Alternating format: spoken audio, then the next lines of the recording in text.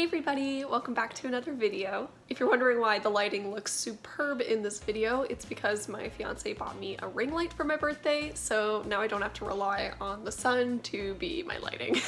Today we're going to be talking about basil because I absolutely love it. Like, anytime I go to a restaurant, if I see that something has pesto, I'm automatically getting that item. So today we're going to be talking about propagating herbs so that you can grow them into new plants and essentially start a giant basil empire. Also, I know a lot of people say herbs instead of herbs, but like, there's an H in the front. Why wouldn't you say herbs? Anyways, let's get into it. Alright, welcome to our little herb garden. I apologize in advance that the lighting is going to be so harsh in some of the shots because these type of lights do not do well on camera. What I'm going to do is get in there with a pair of scissors and take a bunch of clippings from both of these basil plants to give some space for the other herbs to grow and also just so I can propagate new basil plants. Before we get started, I'll walk you through what type of herbs we're currently growing in here and then we'll get to cutting. We have some dill, mint, thyme, parsley, which as you can see is currently getting squashed out by the dill, and two types of basil. This one is the Genovese basil. It is commonly used in pestos and has a really nice sweet smell and flavor to it. Thai basil can also be used in pesto as well, but it will change the flavor just because it has a slight licorice smell and taste to it. I'm personally not the biggest fan of licorice, but I do enjoy Thai basil, so it's not as strong as it probably sounds. So I'm going to be taking some clippings today for a couple of reasons. One, as you can see, it's overgrown quite a bit. Like, this poor parsley is barely having a chance to grow. Also, as you can see, the plants are getting quite close to the light and I can't extend it any further, so I don't want them to burn. To start, you're going to need some already well-established herbs. The reason why you'll want to work with well-established herbs is because you're going to want your cuttings to have at least 2 nodes. Nodes are where the leaves and roots grow out of the plant stem. So this is a node, and so on. Cut your plant just below a node.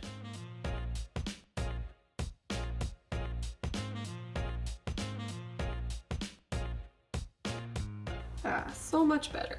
And now I can move the light back down.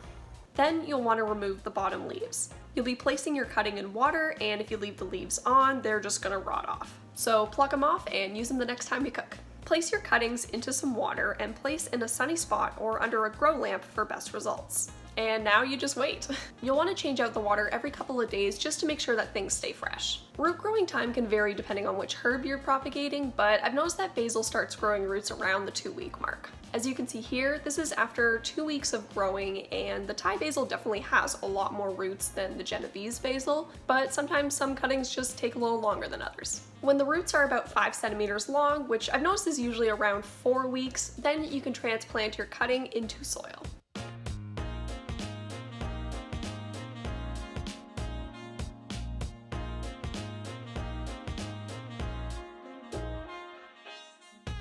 Most herbs like a lot of light, so make sure you're putting them in a spot that gets a lot of sun and water regularly. And once they've grown into full plants, you can start this entire process all over again and basically have an endless supply of herbs. Now, honesty hour.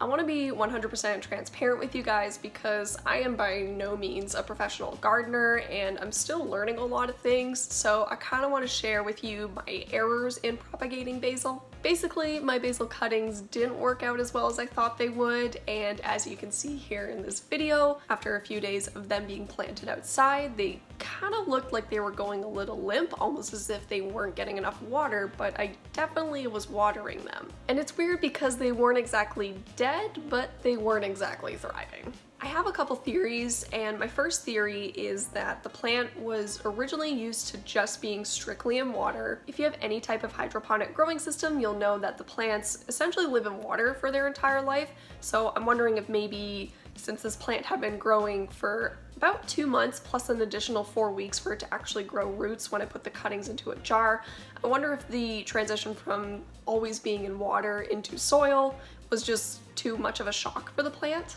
Even though I was watering and making sure that the soil was kept moist in hopes that maybe it was recreating the environment that the plant was used to being in, I have a feeling that maybe it just wasn't the same. My second theory is that the plants went into shock when I moved them outside. We keep our apartment around 22 degrees, and when I moved the plants outside, it was really warm, probably upwards of 25 degrees, sometimes feeling like 30 with the humidity. And like I said, with the plants being used to growing in water all the time, I feel like the plants were maybe used to living in a controlled 22-degree environment, so when they got put outside into the heat and into the sun, it was just too much for them to handle. At some point in the future, I want to try propagating a basil plant that's been growing outside and see if maybe that makes a difference. Because if my logic is correct, the plant will be used to the outdoor environment, so if I just put the cuttings in a jar and leave that jar outside until it sprouts roots, then maybe once I plant it, it'll already be totally cool with the environment.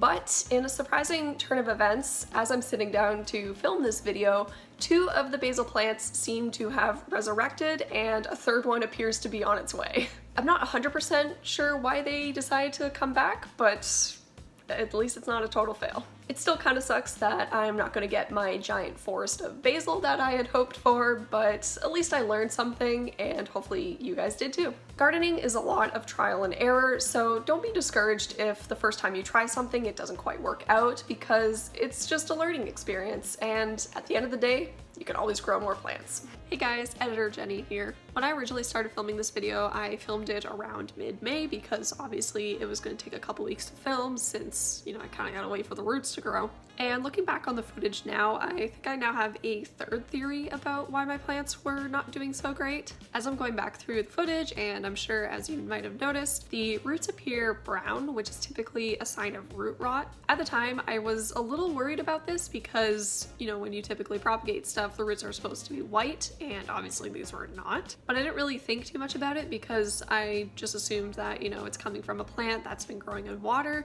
and even the roots that are in our aero garden system do kind of look a little brown. So I didn't really think it was that big of a deal, but I'm wondering if maybe that also contributed to it. I've tried doing some research online, but no one else has really brought up this issue when they've been propagating basil plants, so I'm gonna go off and say maybe it has something to do with it coming from a plant that's been growing in a hydroponic system. If anybody else might have a better idea of what exactly caused this, please feel free to let me know down in the comments. Anyways, let's get back to the video.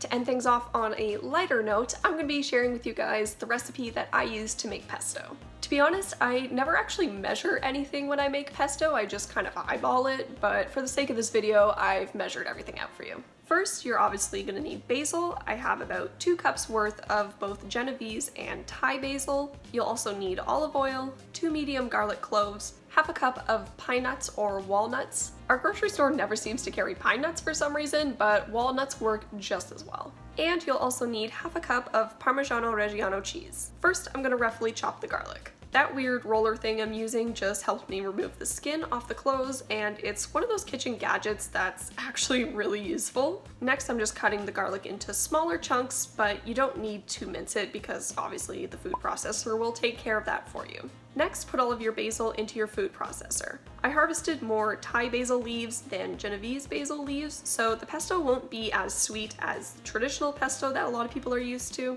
As I said, Thai basil has a sort of anise smell and flavor to it, so if that's not your thing, you're gonna want to stick to just using Genovese basil. Next, I'm giving my walnuts a rough chop and adding those in. Gotta wash my cutting board because I learned from a world-class chef that it's important to keep your workstation clean. I'll make this easy to remember. Keep your station clear or I will kill you! Next, I'm adding my Parmigiano Reggiano. I ended up only adding about a 1/4 cup worth, and then I just ate the rest. Next, add a drizzle of olive oil, but make sure you don't add the lid because that would not taste very good. I'm adding maybe about 2 tablespoons worth. I didn't exactly measure this part out. You'll want to start small and work your way up because you can always add more liquid, but it's a little hard to take out excess liquid. Then you just blend away. It's gonna get loud for a second.